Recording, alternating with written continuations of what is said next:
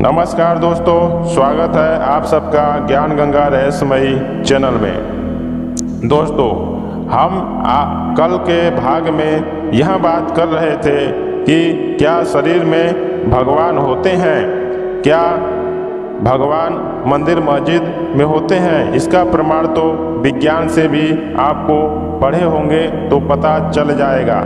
तो आज अगला भाग देख लेते हैं जिससे सटीक प्रमाण देने की कोशिश करते हैं। तो मेरे चैनल में नए हैं, चैनल को सब्सक्राइब करें, बेल आइकन पर प्रेस करें। दोस्तों, अगर भगवान अंदर है तो किस प्रकार है? क्या भगवान अंदर होता तो आज धरती पे ऐसा होता?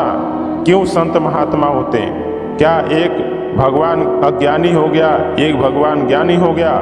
यह सब बातें झूठ और काल्पनिक है। आप सदग्रंथ पढ़ते हैं, क्यों पढ़ते हैं? क्योंकि आपको वास्तविकता पता ही नहीं है। मैंने पहले ही बता दिया है कि भगवान का किसी भी सदग्रंथ में अंश मात्र ही है, उसका कोई भी जानकारी वास्तविक रूप की कहीं भी नहीं प्राप्त होगी। सब उनके अंश मात्र की ही प्राप्ति और जानकारी होगी जो आप तक पहुंचाई जाती हैं। अब हम जान लेते हैं क्या भगवान शरीर में होता है। तो एक उदाहरण हम लेते हैं, बिजली। दोस्तों, आप स्वयं सोचें, पावर हाउस कहाँ होता है? पावर हाउस कहीं और होता है। हमको बिजली और तार के माध्यम से बिजली मिलती है और बिजली से पंखा, कूलर, एसी हर प्रकार की चीज़ें चलाते और जलाते भी हैं। तो आप बताएं कि क्या पंखा में पावर हाउस है? क्या फ्रिज में पावर हाउस है? क्या एसी में ही पावर हाउस है? पावर हाउस तो कहीं और है और वहाँ से पावर जनरेट होकर हमें थोड़ी सी मात्रा में हमारे पास आती है। क्या पावर फुल पावर आए तो क्या आपको चला पाएंगे?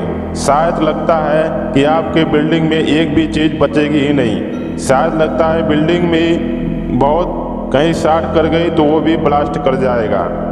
पावर हाउस से बिजली बनाई जाती है और वहाँ आप तक पहुँचाई जाती है एक तार के माध्यम से।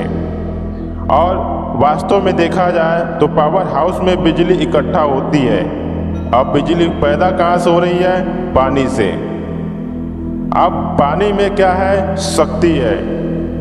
पांचों तत्वों की शक्तियाँ एकत्रित होकर हमें बिजली तैयार कर रही हैं। यानी सभी जगह शक्ति का प्रभाव हमेशा तैर रहा है। तो इस शरीर में भी परमात्मा का तो नहीं कह सकते, ईश्वर का शक्ति, ईश्वर की जो पावर है वहाँ आप पे टेक ओवर कर कर बार बार निकल और आकर आपको श्वास दे रही है, जिसे ऑक्सीजन भी कहते हैं। और हम उसके जो आध्यात्मिक और भगवान के सनातन धर्म में है उसको कहते हैं श्वास और निश्वास। उसको हम लोग कहते हैं आत्मा, ईश्वर, ब्रह्म की शक्ति।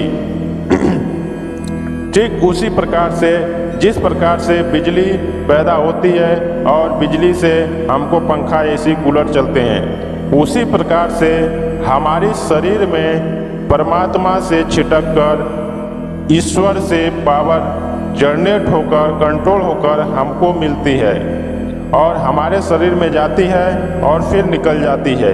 जिस प्रकार से हमारे किसी भी चीज़ को चलाने में न्यूट्रल और फ्रेश की ज़रूरत पड़ती है। फ्रेश से लाइट आती है, न्यूट्रल से वापस जाती है। उसी प्रकार से हमारे शरीर में पावर आती है और न्यूट्रल होकर निकल जाती है। इस प्रकार से गतिमान होकर हमारे शरीर में एक्टिव पावर बनी रहती है। और यही पावर जब कट जाती है तो हम मृतक घोषित हो जाते हैं। यही वास्तविक जानकारी है। आप इसको बैठकर 10 मिनट सोचें, क्या सत्य है, क्या असत्य है। क्योंकि आप स्वयं ही आपके अंदर से आपकी आत्मा, जीवात्मा अपने आप बोलने लगेगी कहाँ यह सही है। इसी प्रकार से आपके शरीर में एक नेगेटिव और पॉजिटिव पावर चलती रहती है और उसी से आप जीवित रहते हो। जैसे ही आपकी पावर पूरी होती है वैसे ही इसे कट आउट कर दी जाती है। इसलिए इस पावर का भी आपको बिल देना ही पड़ता है। जिस तरह आप बिजली का बिल देते हैं, उसी प्रकार से इस जो शरीर में श्वास आ रही है, इसका भी आपको बिल देना पड़ता है। आप अभी बिल नहीं देंगे तो वह आपकी इकट्ठा होकर पड़ी रहेगी। जब आपकी श्वास ली जाएगी, बंद कर दी जाएगी, जब आप वापस जाओगे तो आपके बिजली का हिसाब किताब होगा। फिर आपको 84 लाख यूनिटों में डालकर उस बिजली का भुगतान देने पड़ेंगे। इसी प्रकार से जिस प्रकार से हमारे लाइट बिजली होती है, अगर हमने बिजली बिल नहीं जमा की तो ये लाइट कट जाती है और हमको जेल हो जाते हैं। ठीक उसी प्रकार से हमारे शरीर में जो बिजली या पावर आ रही है, जब वह कटआउट होती है तो हमको उसका पावर का पैसा देना ही पड़ता है। जैसे यहाँ पर पैसे देते हैं, वहाँ पर आपको पुण्य देना पड़ता है, कर्तव्य दिखाना पड़ता है कि जिस कार्य के लिए तुम गए थे उस कार्य को तुमने किया नहीं और तुम ऐसे ही चले आए। पहले तुम अपने बारे में जाने ही नहीं, यह सब कुछ वहाँ पर पूछा और जनाया जाता है। इसके विषय में अगली वीडियो आपको मिलेगी।